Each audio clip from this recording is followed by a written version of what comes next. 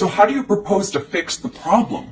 Well, listen, when we are talking about a problem of this magnitude, okay, what we have to do first and foremost, full stop, we have to identify the problem. And when we identify the problem, we have to next generate solutions to the problem.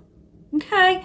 And when we do that, then we can only move on to choosing a solution for that problem. Okay? And then, very important, we have to implement. Okay?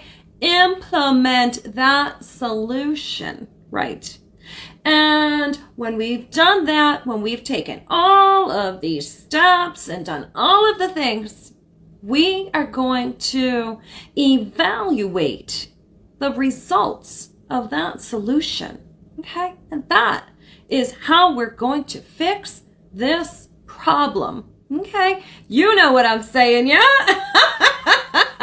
You do. Okay.